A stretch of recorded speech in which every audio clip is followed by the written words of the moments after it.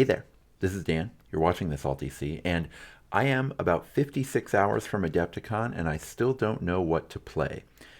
But why don't I just show you what I've been testing and how I'm approaching this competitive tournament, because I'm really excited about it. First of all, the factions that I was really worried about, that I am really worried about, that I know that I don't have access to, am not going to be able to paint up in time. The first is Kradron Overlords. Now, I know I have a KO army. Technically, my Thundercat army is KO, but the KO that I mean is anytime you are comboing Fight for Profit with either a Grundstock Mortar or an Aether Cannon. Those are the Thunderers. And then you just have a ton of chaff all over the board. Those warbands are able to play objectives. They are able to pick out the one fighter on the opponent's team who is giving them problems. They're able to bracket monsters. They're so flexible. The only thing they really worry about is a dragon dropping down on top of their fragile thunderers really early in the game. But if the opponent doesn't have that, KO will just run roughshod over them. The other thing I'm worried about is Soulblight Gravelords. They're essentially invulnerable to nets because all of their offense comes from these super cheap, 40 and 65 point fighters that still manage to stick around long enough to get a ton of damage in.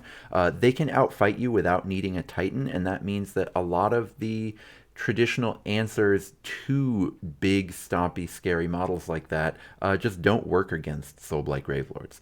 The last one is Horns of Hashut. They have the best chaff in the game, and they have the best anti-chaff ability. So they're sort of kings of that kind of meta game, and it almost makes me worry about entering into that kind of thing, running a ton of chaff models, because I'm not going to be able to put together a warband that plays that game better than Horns of Hashut do. Now, the one lucky thing about Horns is that nobody plays them, so it's fine. So here are the lists that I've sort of honed in on as things that I have the models for and are really, really good. And I'm really happy with all 5 of these lists as far as just being powerful. But I don't think any of them have broken it. So let me just go into it. The first one is Thundercat Daycare. This is the list that I brought to the Nova Open. I went 3-1, lost in the finals. It's a Thundercat, a Mizzen Master, an Old Guard, 1 Arcanaut with Spear, and then 5 regular Arcanauts with pistols. Really liked that list. Then I have the classic Thick Boy Cardio. I will link to that video, my tournament report where I won a small 12-person tournament with that list. I really love it. It's a ton of fun. Then I have 2 others that I haven't really played in public yet, but one is Teamfight Ironjaws, which is a War Chanter, a Pig Boss with Spear, 1 Brute with the 2 weapons, and then 5 Ardboys. I have played it in my local play group a couple times, but for the most part, I haven't really talked about it on the channel. And then there's these 2 monstrous Nurgle lists. The first is with a Chimera, a Sloppity Bile Piper, a Nurglings, and then 5 Plague Bearers. And the other version is a Sloppity Bile Piper, a Fomeroid Crusher, a Mindstealer Spheranx, and 7 Plague Bearers. Both of these monster Nurgle lists kind of have this core of the Sloppity and things to move around with it. And then, the Fomeroid Crusher and the Mindstealer Spheranx together cost about as much as the Chimera does. So it's really about whether you want to be running a monster or whether you want to be having a more traditional deployment. So the first thing I went into is Thundercat Daycare versus Monstrous Nurgle with the Chimera. Let me show you how it went. So right away in round 1, the setup is lost to history, but I had a quad for the Thundercat. I had already moved the 2 Arcanauts over to their objectives. We played Supremacy. And then the quad was able to allow the Thundercat to get onto the objective and then get 2 attacks in on that Plague Bearer, which pretty average rolls, maybe a little bit above average, but either way, even below average rolls are going to take it out. So here you see the spread out map of what these 6 objective missions look like. And so as a result, the teams are pretty spread out at the moment too, with KO grabbing 3 objectives and the Thundercat preventing Nurgle from being able to do the same. Really powerful when this warband can get a rampage in round 1, and they're one of the few warbands that can really put a hurt on when they get it. So now you see how the teams here deploy in round 2, with Nurgle taking control of objective 2 and 3 and hoping to control this side of the battlefield, whereas the Daycare kind of line up against that top side of the field, but put crucially a Arcanaut in combat with a Nurgling. Finally, the Chimera is in a really difficult situation here in terms of deciding whether it's worth it to spend an activation to kill that Kharadron Overlord, and knowing that it can't really stay on that objective. Probably a mistake here putting the Nurglings on objective 2 instead of on the center line where they could go take that objective, though you do lose quite a bit of hitting power and staying power on those objectives if you make that decision. After killing the Arcanaut, the Chimera is forced to defend objective 5 here, because even with just 2 models, the Old Guard and the Arcanaut with Spear, the Thundercat Daycare are already threatening to overrun the right side of the board. So the Chimera goes and kills the Old Guard right there with a move and attack. So that was all 3 of its activations for the round, spent killing 2 little dwarves of 160 points. And here you see control of the board at the end of round 2 has essentially split the board diagonally, but Nurgle is starting to run into a bodies problem where they can't cover every objective even as they cover area on the board. And that's because KO are able to, with all of their chaff clearing ability, are able to keep pace with the Chimera in terms of kills, while also having started with more fighters. So they're able to play the activation game just a little bit better here, while also keeping their dragons out of Dragon Maul range, so that the Chimera just can't just immediately put an end to this silliness as soon as round 3 starts. And again, Nurgle is in a difficult spot because remember, KO still technically control objective 6, so having this dwarf come onto objective 5 forces the Sloppity to stay there, and so it forces the Chimera's hand to go kill the 75-point dwarf, which again, you would prefer to be spending your activations on more valuable models, but you just can't do that because Thundercat Daycare have just taken such control of the spreading around the board and using the entire objective map. Now you're seeing what the combination of Chaff and Dragons can do to a new monster list with these new points updates, because the Thundercat Daycare was able to essentially wait out the Chimera with their ridiculous number of activations, and because of the 2-inch reach on the Thundercat, the Chimera could never just come right up and get free attacks in the way you really want to. And so after the Chimera has to commit to taking one of those objectives and killing another dwarf, the Thundercat is then able to come over here and continue sort of this accidental dominance that KO are having on this side of the board that they're not even committing to. It's a really great combination, and I think it's definitely very possible to beat a new Chimera list after the nerf with this strategy of just having lots of chaff and then at least a couple things that can put fear into the Chimera while also avoiding it. It's a great formula to have in general on these Rumble Pack missions. Here's what the board looks like at the end of the game, with complete dominance on points by Thundercat Daycare. Now at this point, actual control of the board is starting to slant towards Nurgle because of that undealt with Chimera, but they're almost doubling up on them in points, maybe more than double on points for Thundercat Daycare, because of the ability to just feed chaff to the Chimera while simultaneously killing chaff faster than the Chimera can kill the chaff. It's an incredibly powerful combination. What can I say? So what did we learn from Thundercat Daycare going up against Chimera Nurgle? So first of all, I only tested where the Chimera came on in round 2. I think that these Chimera lists are incredibly strong to the point of nearly unbeatable when the Chimera comes on round 1. You saw how by the end of the game, Nurgle was starting to take control of the board. The number of places where the Daycare Dragons could actually go was being constrained But then again, they were able to spend the whole the whole game just avoiding it while also killing chaff. And that's why Thundercat Daycare, I think, generally is absolutely terrifying on these 6 objective missions. If I knew I was going to be playing on only 6 objective missions the whole day, I don't think that I could convince myself of a better list than Thundercat Daycare. They are really incredible at doing that. Now, that's not how a tournament runs.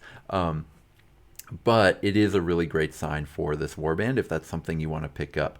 I remember when I took this list to Nova and almost won the tournament, I said afterwards, hey, people should net deck this list. People should try this out if you've got the models. And I didn't see anyone try it out, and I still really encourage people to do it.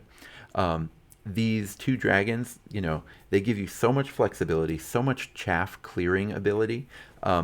And they stay out of the Chimera's 18-inch kill box, which is really nice. Now, one thing to note on this mission is that I played with a little bit more terrain than you will probably see at Adepticon, and that may have impeded the Chimera somewhat. There was a situation where it had to go for the bottom objective because it couldn't really position perfectly to go attack the Mizzen Master instead of the Thundercat. Essentially, the Thundercat was body blocking the Chimera from being able to hit the softer target, and the Chimera would have had to land inside of the also 2-inch range Thundercat's attack zone, take 2 attacks because they didn't have activation advantage, and then by then would have clearly been bracketed, potentially even double bracketed, because the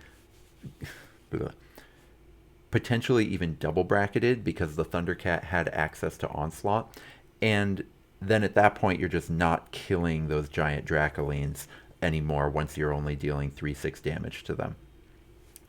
Overall, really impressive performance by Daycare, but also on a mission that's sort of their ideal situation. So I thought I'd try them out on a mission that was sort of fewer objectives and fewer places to dance around.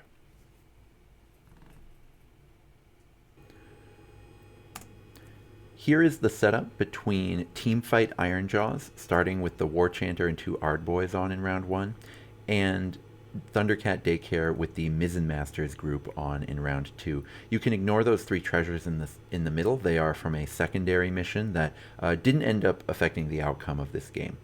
You can also see the 4 objectives, if I will stop spinning the camera, that is. And here you can see the end of round 1 with both teams running to some objectives and also contesting the other. This is now tied, essentially, and really interesting situation as far as which hero will end up killing the chaff fighter first.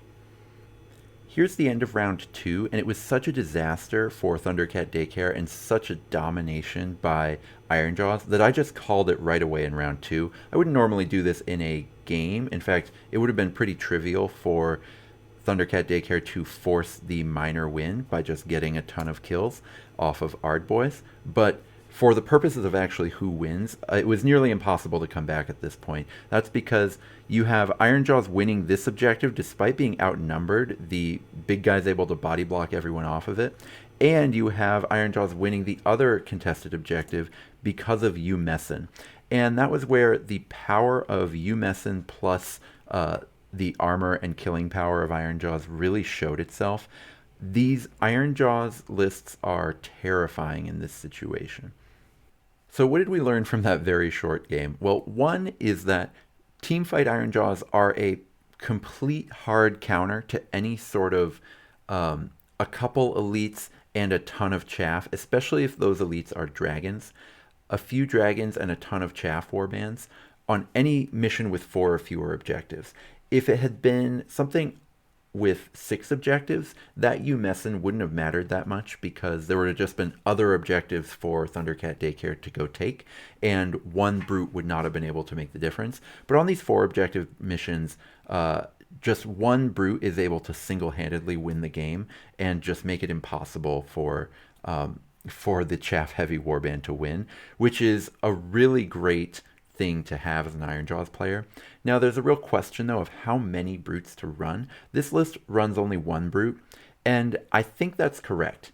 You could convince me to run two, maybe, but some folks in my local playgroup have tested a few different variations of how many brutes in an Ironjawz list. I've shown a battle report of all brutes, and we just kept finding that the fewer every brute we cut made the list feel more powerful. And the reason for that is brutes have amazing abilities, but they don't bring numbers, and they don't bring mobility, and they don't bring killing power. Brutes are great fighters when grouped up, but in terms of the actual amount of killing you get done with them, two Ardboys just deal more damage than a brute. And two Ardboys being pumped up by a War Chanter who is also attacking is just so much more damage than what you're getting out of just having a bunch of brutes. So we kept finding that these lists with tons of brutes just weren't able to cover enough of the board, weren't able to sort of do other things, because you only get one Umessin.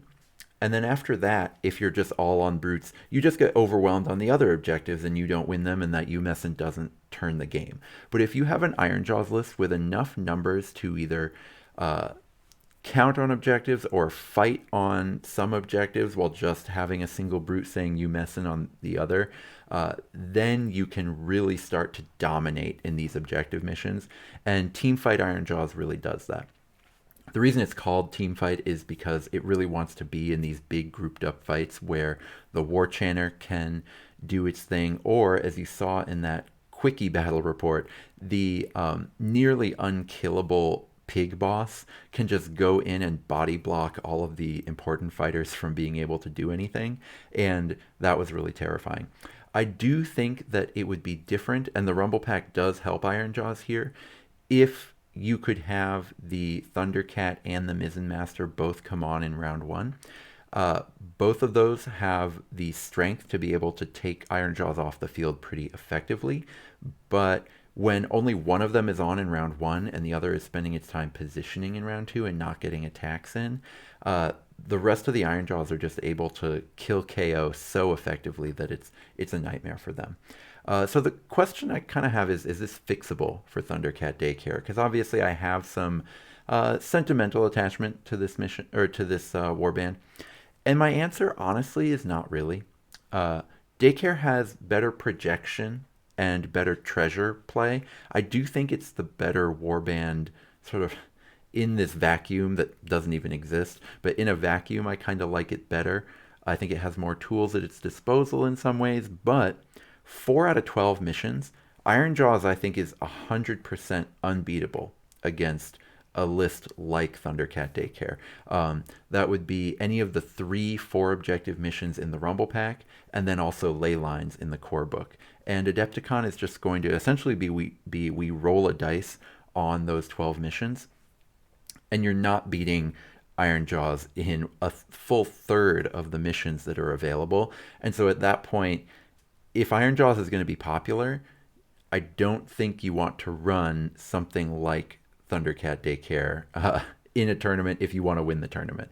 If you really want to go 3-1, you can absolutely do it, because it's only going to happen once, right? But if Ironjawz are really popular, there's a really strong chance you're going to have to beat them on one of these lists or on one of these missions if you want to win the tournament, and I just don't think you can do it with Thundercat Daycare.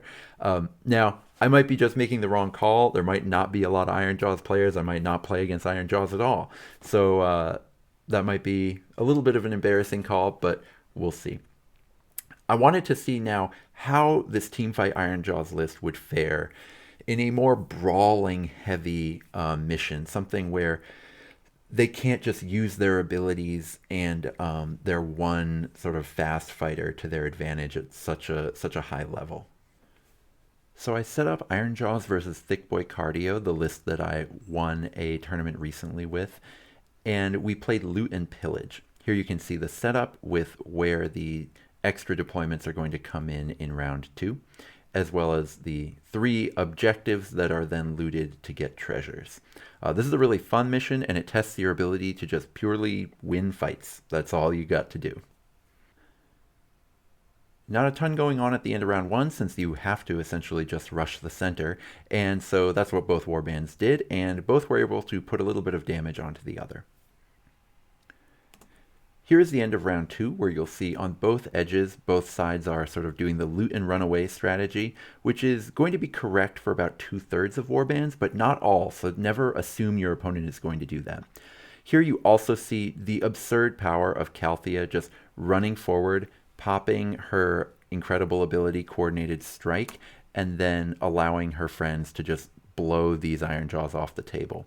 Now, because they did get a little bit of reaction time there for the Iron Jaws, they were able to put quite a bit of damage onto one of the Annihilators, but in the end, all three of them were taken off just in round two. Here you see these Annihilators trying to catch the other Iron Jaws. Round three has been lost to history, but this is the end of the game, and round three was just people starting fights, and round four was when people actually finished them. You see here a ton of dead bodies over on the bottom right, and then the one dead Ardboy here is all they really need to have Thick Boy Cardio win, and pretty comfortably too. Even though this game was close enough that I had to keep playing it out through round four, Iron Jaws was threatening to be able to tie it for pretty much the whole game. They were threatening to be able to at least salvage a tie. But in the end, Cardio was just kind of 2 steps ahead the whole way. They almost took out the pig as well, and might have been able to do it if I'd continued playing and had that last Annihilator keep fighting. So what did we learn here? So when it comes to just action economy, this Annihilator plus abilities plus, Calthea Warband is just way too much for even a really brawl-heavy warband like Iron Jaws. And this was even with Calthea on the sidelines in round one. I can't imagine what it would have been like in a really fighty mission, like, say, Loot and Pillage, like, I think it's Hidden Vault, or like any of the ones where you end up with a big fight in the center. I can't imagine what it would be like if Calthea was on the board round one. It would just be a complete slaughter, as is the fact that, they still felt comfortably ahead. It felt like there were multiple things putting them ahead. One was the toughness strength matchup. Iron Jaws are great because they're all toughness 5, but every Annihilator is either strength 5 or strength 6. And then they're all toughness 6, so none of the Iron Jaws are really able to take them off the board very well. So it's just a tough matchup all around for this group. And then even in an objective mission, I would be pretty worried about Iron Jaws going into this warband because they, once again, UMessen doesn't do anything against Stormcast, and so you have to be really confident that you can take those Stormcast off the board. And this version of Iron Jaws, with its ability to play on objective missions, to contest these, wide boards and 6 objective missions that I think are going to come up at Adepticon, it's not able to do that. This Iron Jaws group is actually pretty terrified of both Stormcast and other Iron Jaws lists, the more stompy Iron Jaws lists. So the question is this fixable? I do think it is. You can either ally in a Gutlord or a Tyrant. Both of those will solve your can't kill Stormcast problem.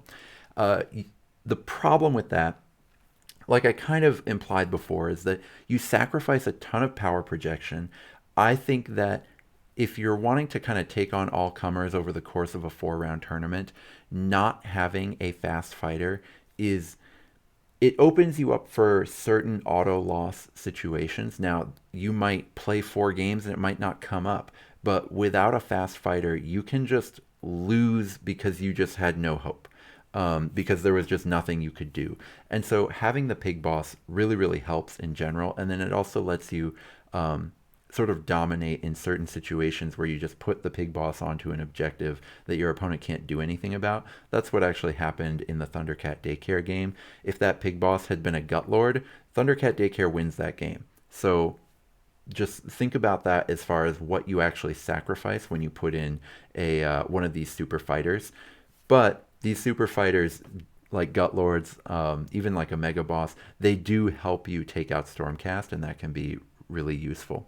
So it's a real tough question you have to ask yourself when you're playing Iron Jaws is, am I willing to sacrifice my skill or my sort of value on objective games, on power projection, like treasure getting, things like that, all for the sake of being able to kill Stormcast and other Iron Jaws lists, and say things like the random Chaos Warriors that will sometimes come up, things like that. I think for a lot of players it might be. I don't have any ogres, so for me it wasn't even a question. So I thought I'd put Thick Boy Cardio through their paces against a very different type of list, and I thought I'd bring it full circle into the Chimera. So here you see the battlefield setup on Hidden Treasures out of the core book, with the Chimera in the hammer, which I think is correct for other missions, but once again, I wanted to test something with the Chimera on the sidelines, because that's my main concern with running Chimera lists, is whether you can win in those situations. Here is the end of round 1, with Nurgle getting to go first and bring the treasure back, and Stormcast being forced to chase them. Now, because of the various movement abilities that I've got in this Stormcast list, they're actually much better at doing that than the average Stormcast group is, and so they are able to at least get in contact with the Nurglings so that they can't just run away and end the game. The community is pretty split, I think, on whether Hidden Treasures is compelling gameplay for this reason, but I just think it's important to give yourself some movement abilities so that you have a chance to chase down your opponent if they get to go first. Here you see deployments for round 2 at the beginning of the round, with the Chimera being forced to deploy somewhat aggressively due to the terrain being a little bit in the way of being within 6 inches of its targets. Nurgle wins the initiative for the round, and as a result, the Chimera is able to just do what Chimeras do and just blow Calthea off the board. Trip 5s means 5 dice dealing 6 damage, and then a regular attack dealing plenty of the rest to take out 210 points in just one activation. Absolutely ridiculous amount of power from the Chimera.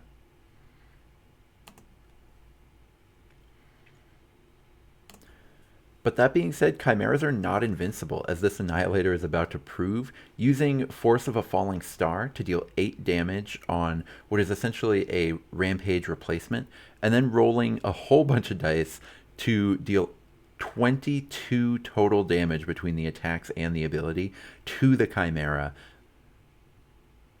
which snowballs into showing why Annihilators are such a nightmare for Chimeras, is because you can completely whiff just like this. The second attack is actually a really good roll, but it only does 12 damage because this is where the toughness 7 really matters. So here we see the end of round 2, and Stormcast are doing what they need to do as far as getting into these fights and putting a lot of hurt on Nurgle. But you do see that Nurgle is getting a lot of chip damage into some of these Annihilators, so the game can really go either way. Fast forwarding to the end of round 3, you see these fights really develop with the Annihilators doing what they do best and annihilating all of these chaff models and even this Nurgle leader. Now, not to be outdone, the 515 points of damage in the Nurgle list is able to finally finish off the Annihilator and take out the Old Guard Dwarf. But because of the high bracket situation, it had to use all 3 of its activations to do so, and a Dragon Maul, which is a pretty difficult spot to be in. Here we see early in round 4 is Nurgle's last attempt at salvaging a draw by doing a, once again, trip 6, Dragon Maul on the Annihilator. But because the Chimera has taken 38 damage at this point, the ability to actually kill this thing is almost nothing. It's hitting on 2 and 4 right now, and so it really needs the Dragon Maul to kill the Annihilator single-handedly. And so even really good rolls just aren't enough to do it. And at that point, everything else in Nurgle that could really do any damage there is dead. So at the end of the game, the Annihilators are just having a little party around the two treasures that they've got over here, with the fourth and final Annihilator standing proudly in front of his slain Chimera. He is the most epic champion of this entire testing session. Just look at him. What a champ.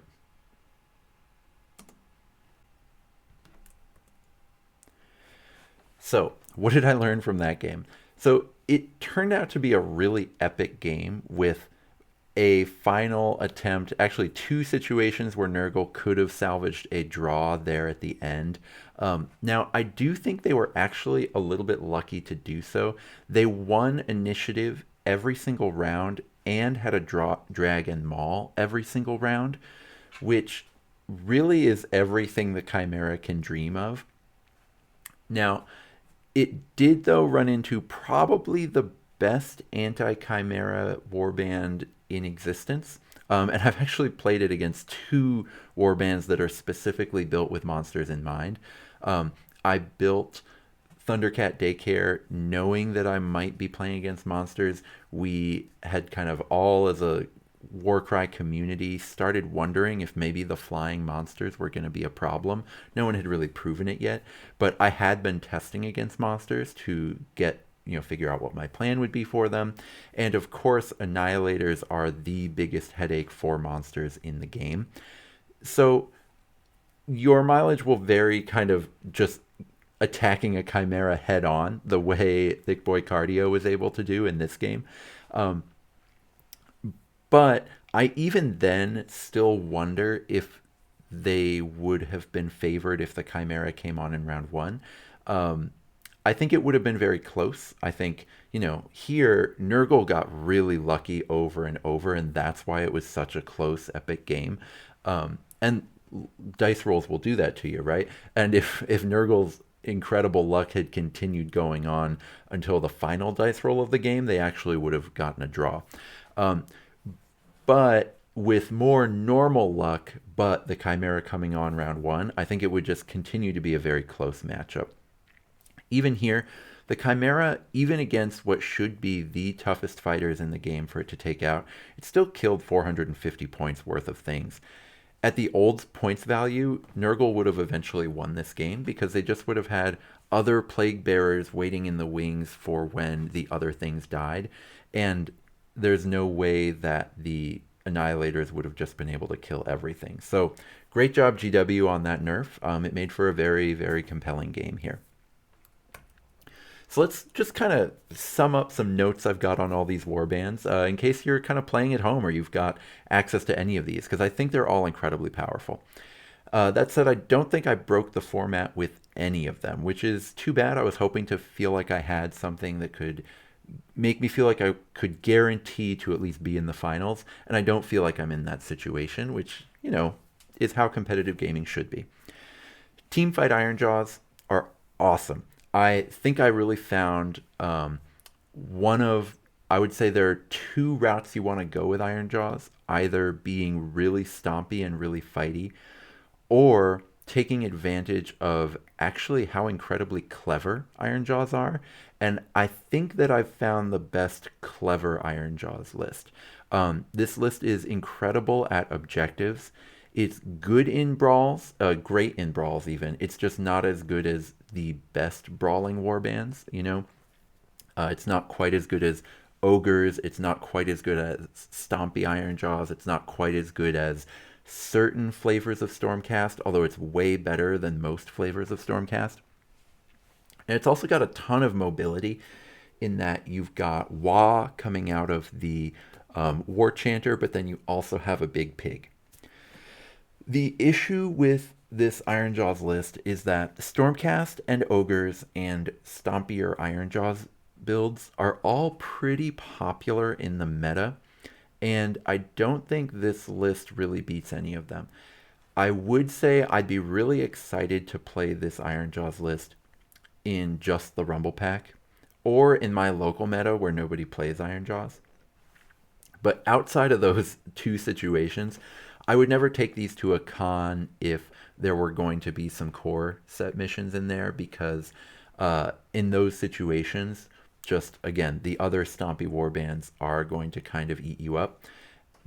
But again, I think that this is an amazing warband. It's just more of a scalpel than something that can just lay waste to the format. Thundercat Daycare is as good as it's ever been. It's great in objective missions. It's great in treasure missions whenever the Thundercat is on in round one. It's actually great in every mission where the Thundercat is on in round one. The thing that makes this list really special is that I think it's favored versus those KO fight for profit combo lists that I think are the strongest thing in the meta. I think that fight for profit plus Thunderers plus a bunch of Arcanauts, I think that is the most powerful thing you can be doing. But I think that Thundercat Daycare is favored against those lists because you can kill them in just one strike really quickly with either the Mizzen Master or the Thundercat. And yes, they usually have a Mizzen Master, but there's nothing in your list that a Mizzen Master really kills that's all that impressive to have killed. So I think this list is really amazing because it's an absolute nightmare for the strongest list in the game. I would say you would beat, again, the strongest list in the game. You would probably beat them 2/3 of the time, maybe even 3/4 of the time.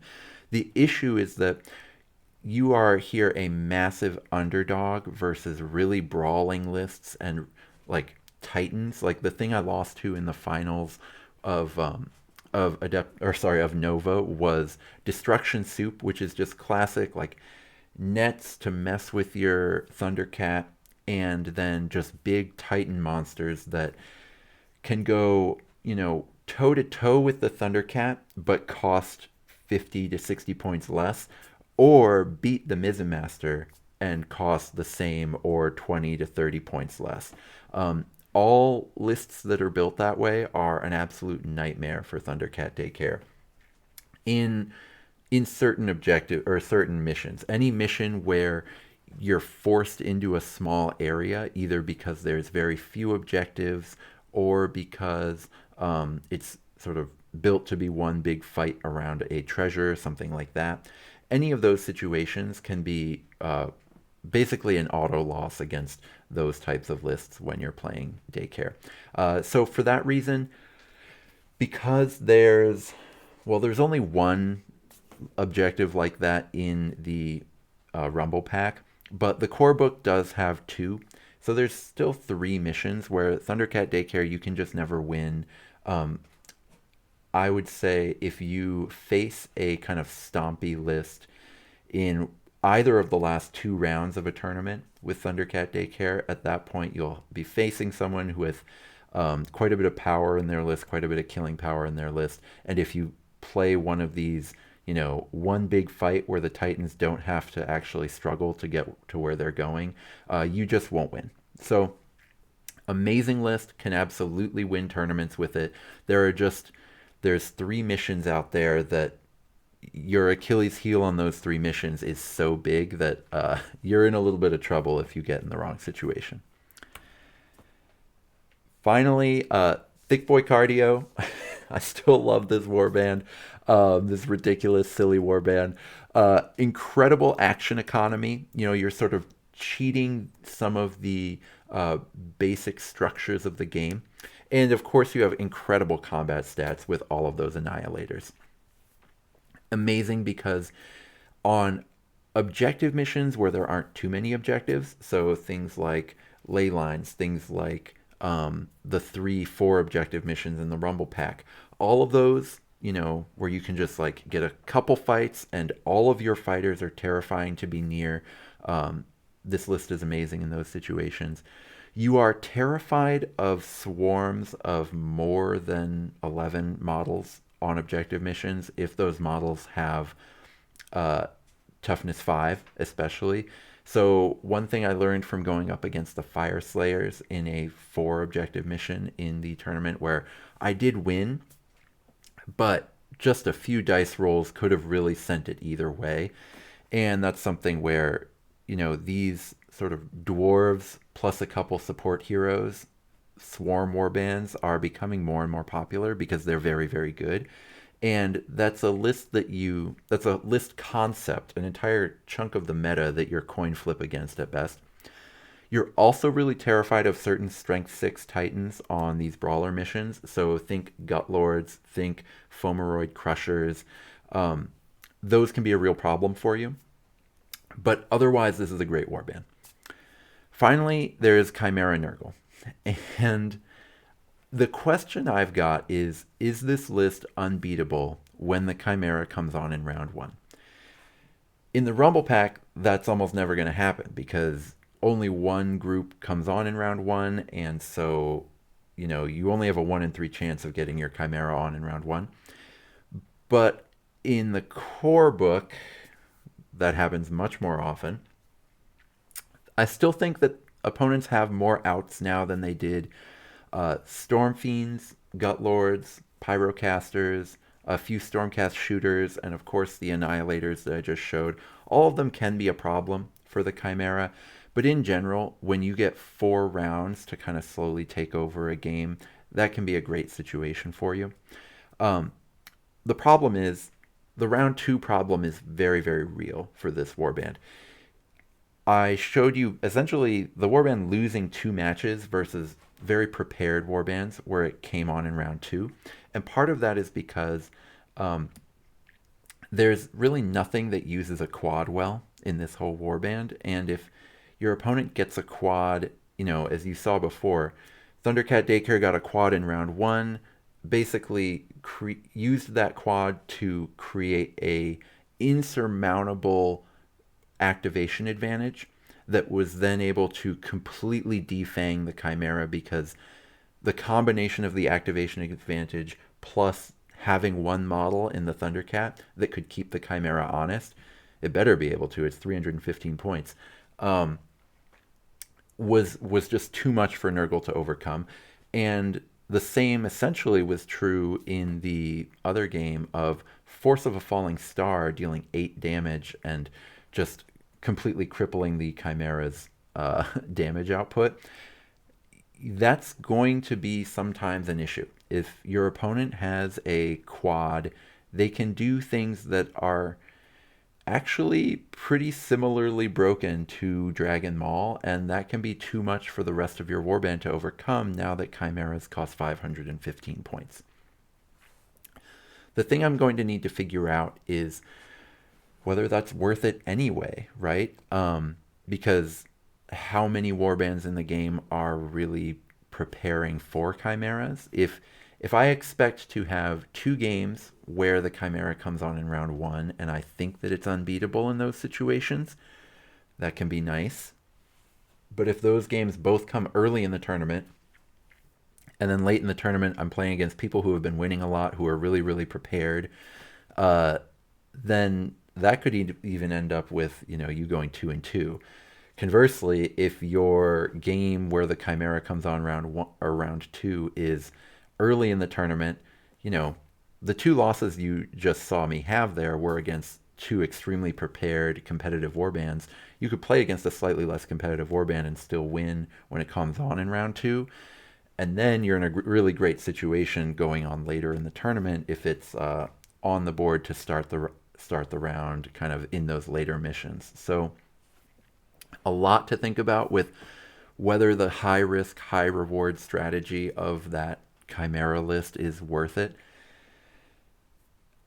I'm still in this moment recording, not knowing which of these 4 warbands I'm going to take. I think the chances of winning the tournament outright are probably higher with this Chimera, even though it just lost 2 games.